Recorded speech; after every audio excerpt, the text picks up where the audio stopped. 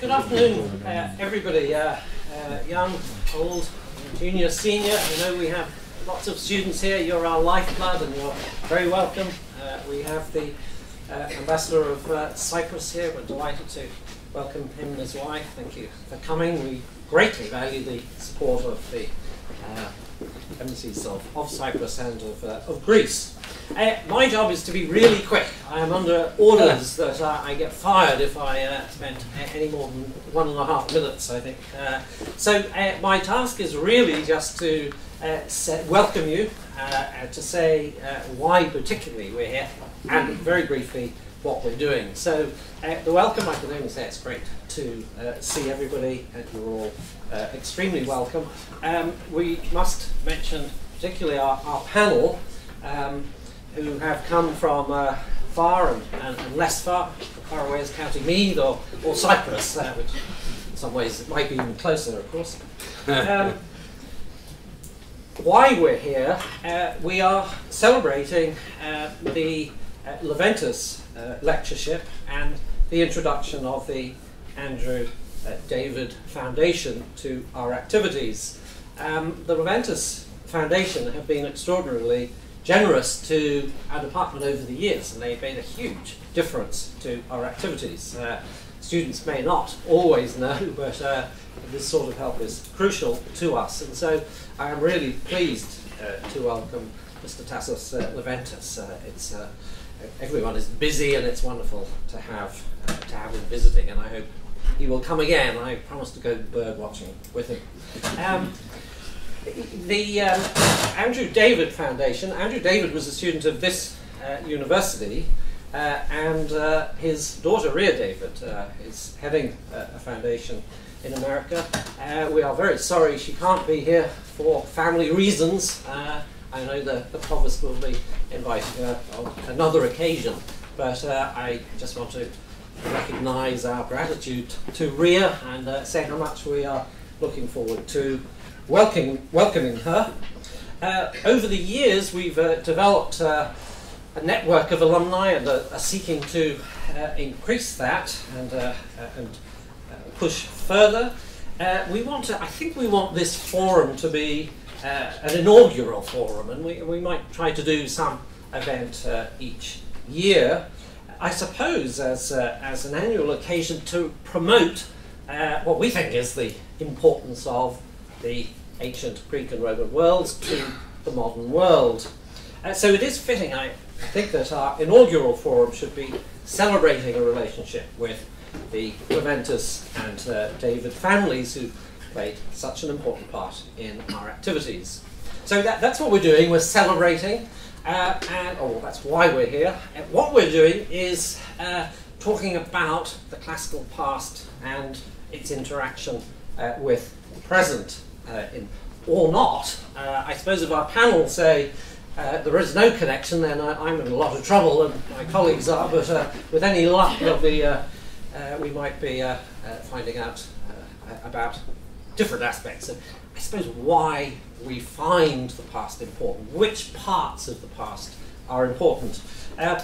Our chair, Professor Tom Mitchell, was Professor of Latin before he turned to the dark side and became senior lecturer and provost. We are very grateful indeed for his presence. He will ask each of the panel to say something very brief about their interaction with the past, or what bits of the past mean to them. And then what we want is for people to participate. This is not a solemn occasion for speechifying, unless you feel very strongly you want to speechify from the audience, but we do want audience participation. Ask questions, make comments. There are obvious things to talk about. So that's all I'm going to say. I am now handing over to Tom. Thank you very much, Tom, and good luck to the panel.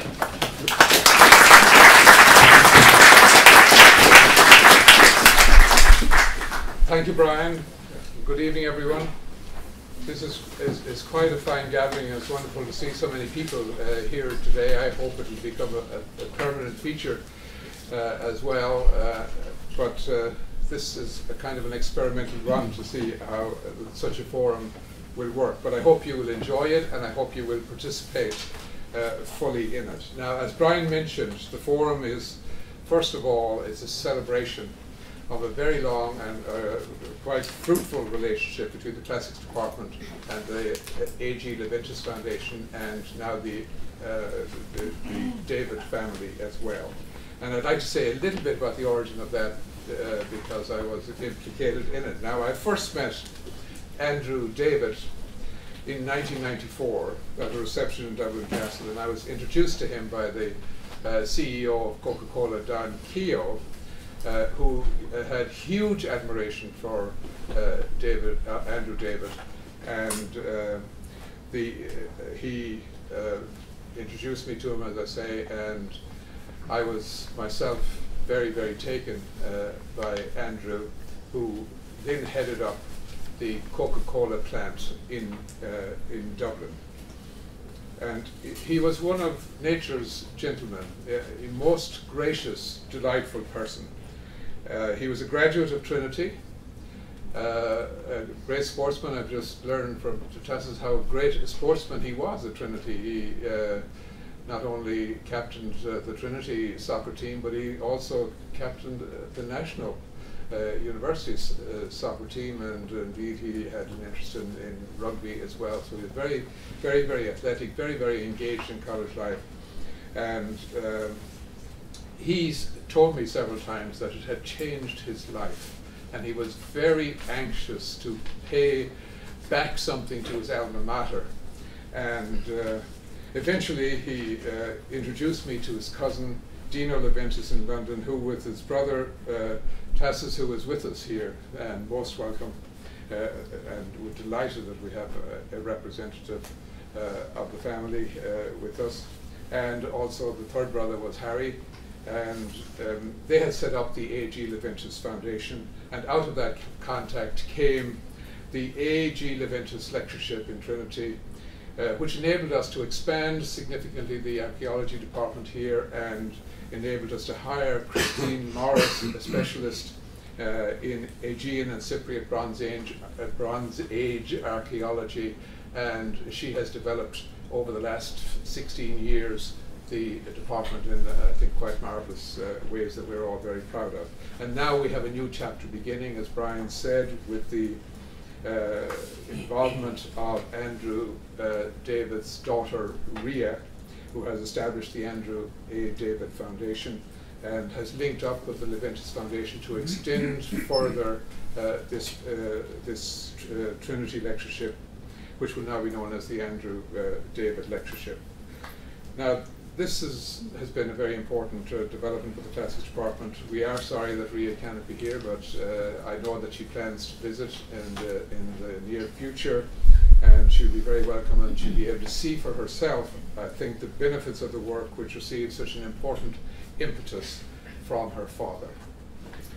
Now, I think it's also, I'd just like to say that I think it's very appropriate that we're having this forum and this commemoration in this beautiful new building, the Long Room Hub building, as it's called.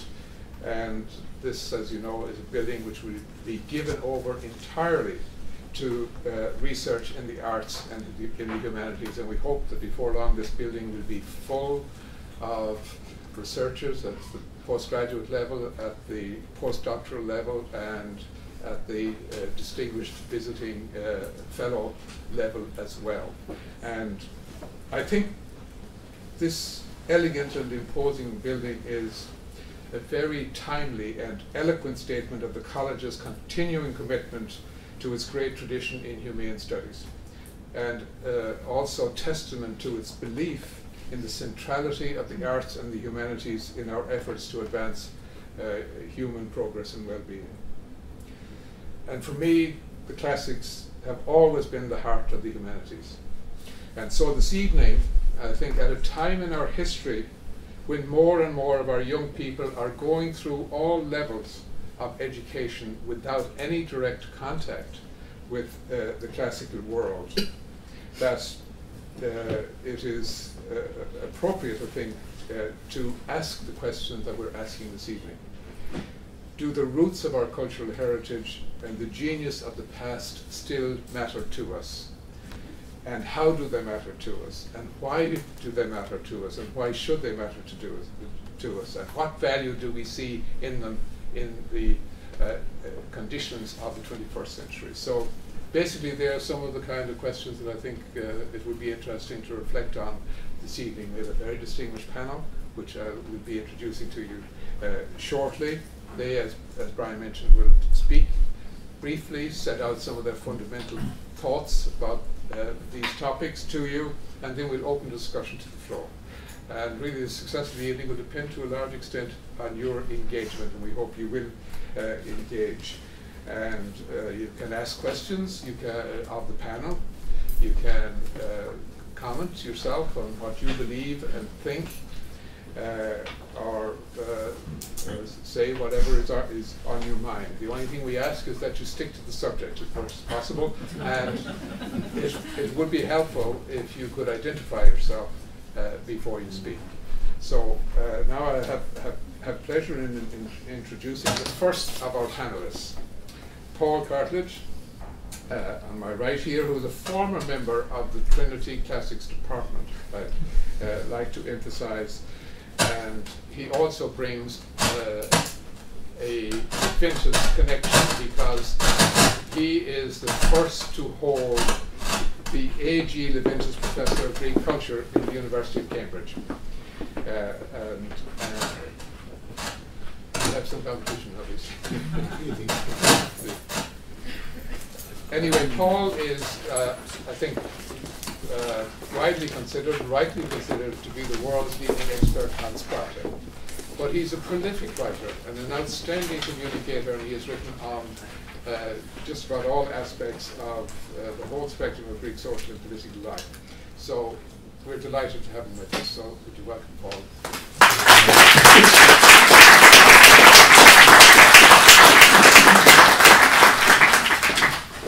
Can I just ask, can you hear me all right at the back? No. Not at all. Is the mic working at all? Not working at all? No. If I speak like that, is it working? Yeah, right. So the mic is working. It's me that's not working. Did you hear a word from me then? Your Excellencies, we're very fortunate to have both the ambassador from Cyprus and, I believe, the ambassador from Greece. President, that is, of the Leventis Foundation, Tassos Leventis. Provost, or should I say ex-provost, Mitchell. I know you're on the dark side. We've just been told that. Professor McGing. Other former students, colleagues, friends, ladies, gentlemen, Axioti Kyrie. I'm only allowed 6 minutes. You're lucky to get away with only 6. It's a real honour and pleasure for me to be back here. I taught here between 73 and 78. This is the university of one of the most famous Hellenists ever, namely Oscar Wilde. Dublin, I gather, is now dubbed the city of literature, which seems to me entirely appropriate. So it's extremely delightful for me to speak in such a forum. And Brian told me, when he briefed me, that there were 3 main objects, 3 main reasons why this particular forum was happening. First of all, to celebrate the inauguration of this new lectureship, the Andrew A. David Foundation Lectureship, which of course is associated with the family. That has done me the huge honour of making me the first Leventis professor in Cambridge, the first chair to be endowed in classics since the Second World War, and pretty much the only chair to be endowed in the humanities in living memory in Cambridge, so it's absolutely astonishing. Secondly, we are here to debate, as Tom said, the role of the idea of antiquity in the modern world. And thirdly, I would like to celebrate what you see up on the screen, Classics at TCD, which flourishes in a quite extraordinary way. And there is, I believe, a new brochure which is about to be launched on the world, which is, I think, a handsome tribute. So, of my 6 minutes, I've already used up 3. And in the remaining 3, I'm just going to outline 2 issues in which I have played a role, and they are hugely controversial, and they remain hugely controversial. And the third, which is more academic, though it involves an exceptionally ticklish, universally significant problem, but which can be talked about in a less fraught manner. Well, the first is Alexander the Great, and in particular the way in which he is received in a certain part of the world, which is sometimes called the former Yugoslav Republic of Macedonia, but which is known to those people who live there as Macedonia. I was a co-signatory of a huge letter sent to President Obama, inviting him, urging him not to call Macedonia, Macedonia, not to call the former Yugoslav Republic of Macedonia, Macedonia. Not because I have anything against the people of Macedonia, but because of the way in which they are seeking to establish themselves as a new nation. It is historically, in my opinion, utterly false, and it is, to me, sentimentally rebarbative, but then, of course, I am biased. Secondly, I'm also biased on my second issue, which is the the Parthenon marbles. And what is the correct location for those bits of the Parthenon frieze and other bits of the original Parthenon that now reside in the British Museum? Should they remain there? Especially should they remain there now that there is a dedicated new Acropolis museum? The issue there is not one of national identity, though sometimes the British Museum tries to trade on, I think, a certain notion of British culture as being more universal and inclusive than narrowly nationalistic Greek culture. But the issue there is, to me, scholarly.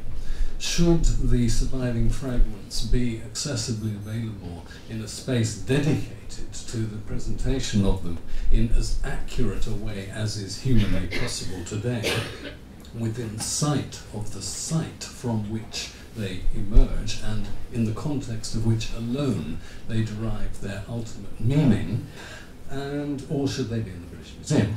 Third point, and this is the one that I'm going to say a little bit more about, namely, when I was appointed Leventis Professor, I gave an inaugural lecture, it's now 2 years ago, and I presented myself as a professor for outreach, specifically. In other words, though of course I'm bound to do research, to teach and to administer, to examine, all the other things that go with being a professor, I launched myself, I projected myself as specifically aiming to talk to, as it were, you, rather than the handful of my colleagues, or the rather larger community of people who study Greek, Latin, ancient history professionally. So as an outreach professor, one of the things that I have done in the last 4 to 5 years is be a global distinguished professor at the New York University, NYU. And initially I was funded by the Greek Parliament. Well, my most recent, in fact, a current project is called Marathon 2500. So called because the Battle of Marathon, fought in August or September of 490 BC, is 499 years ago. So we began in, just actually 2 weeks ago, I gave the inaugural lecture, which was live streamed to California on the one hand, to Athens on the other, and many points in between. And the point of the exercise is to get adults who sadly had not had the benefit of a classical education, but yet knew that they really ought to read Homer or Virgil or Herodotus, and particularly in relation to Marathon, Herodotus, to reach out to them. And the way they're reached out to by the organisation that I am one of the leading members of, which is called the Reading Odyssey, based in New York, is via web-based seminars or via either telephone or internet-related reading classes. So, in order to understand Marathon and its significance in the modern world, we believe that it's important that ordinary people who are not classically trained should read the relevant bit of Herodotus. That's in a nutshell. Now, I said that Marathon was part of a big issue. In a way, it's the big issue. You could call it East versus West. You could call it Europe and America versus the Orient. There are various ways of describing it in religious or cultural terms, But if I put this question to you, this is what one might like to discuss later. Suppose the Persians had won the Battle of Marathon. Suppose. What might have followed from that? And I'll leave it there. I've already exceeded my time. If you have been listening, thank you.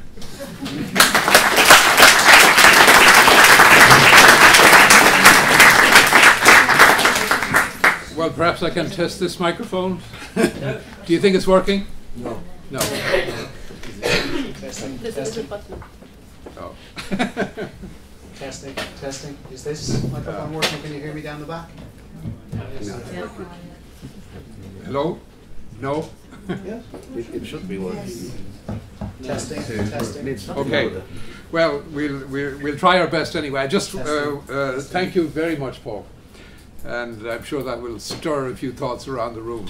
Now, our next speaker is Dorothy Cross, and I'm sure she is well known to many of you in this audience. She's one of the most celebrated of modern Irish artists, and she works in a variety of mediums, in sculpture, installation, performance, photography, film. So it's a great pleasure to welcome Dorothy. Thank you.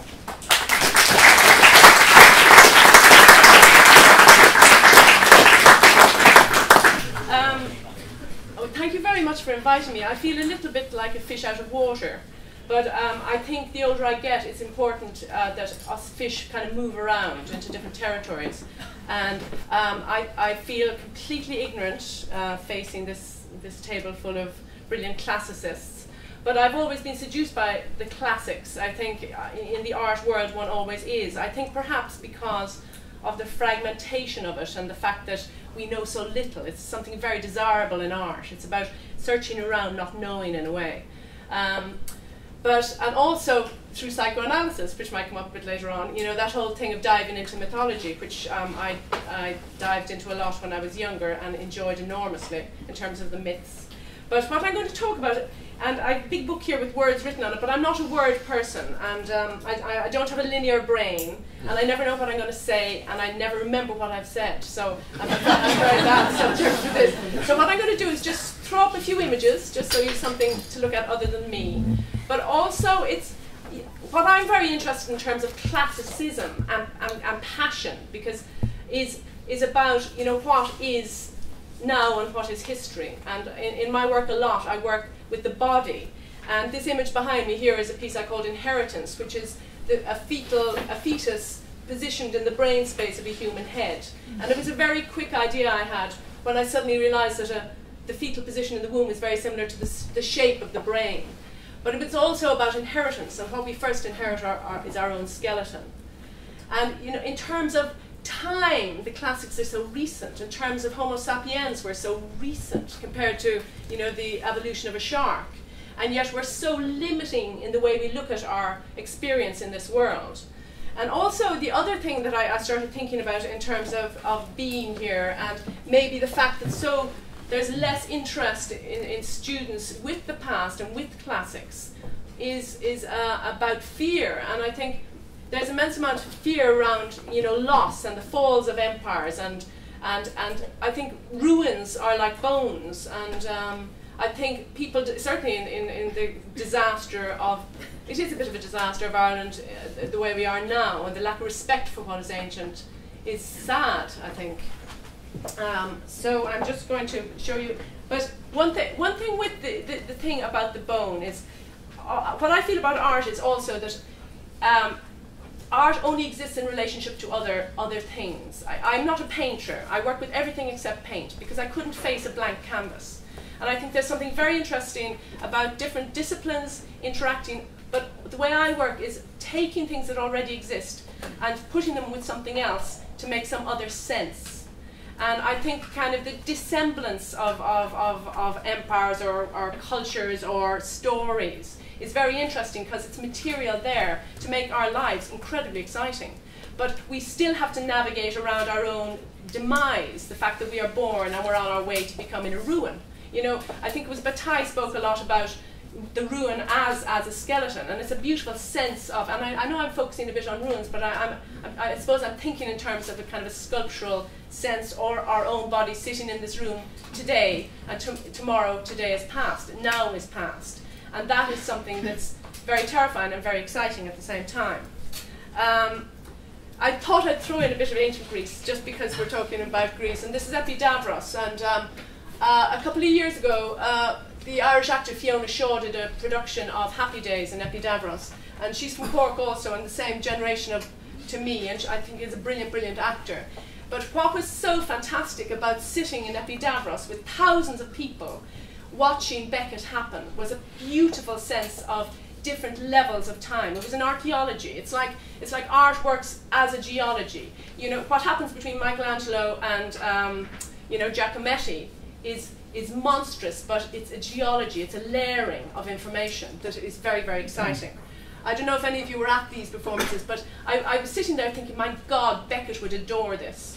And it's like Winnie sitting there with, you know, with her parasol, speaking in a way that was fundamentally so not so much about you know family extreme trauma, but it's much more about those tiny daily things. And that's Fiona in the middle of her sandbank. But then a few months later, we actually travelled to Galapagos. I was doing a project in the Galapagos Islands where we were meant to respond to nature. And I found this room full of whale bones. And Fiona performed Beckett with nobody watching in that room full of whale bones. And there was another sense of layering in terms of time that was similar to Epidavros. This whale, 40 foot long, no longer living in the ocean, became a kind of stage set for that process of Beckett.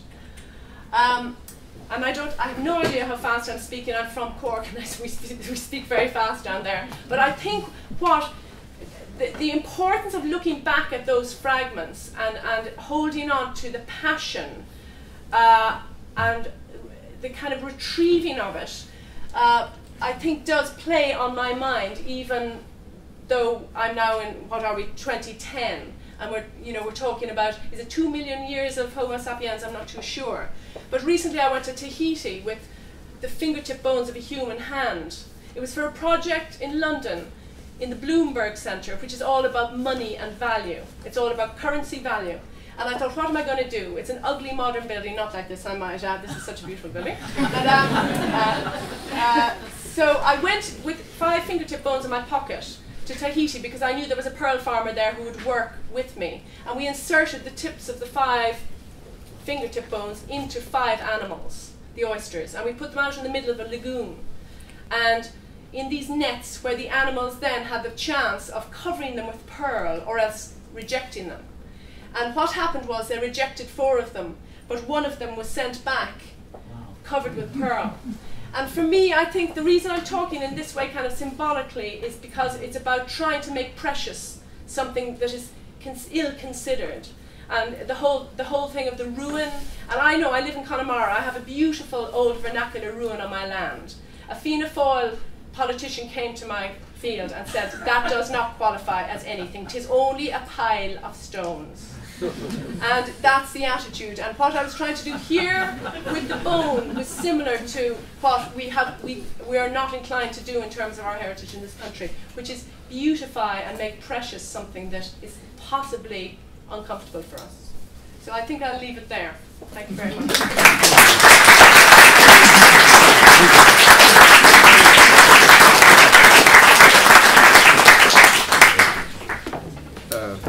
Thank you very much, Dorothy. We look forward to hearing more from you later.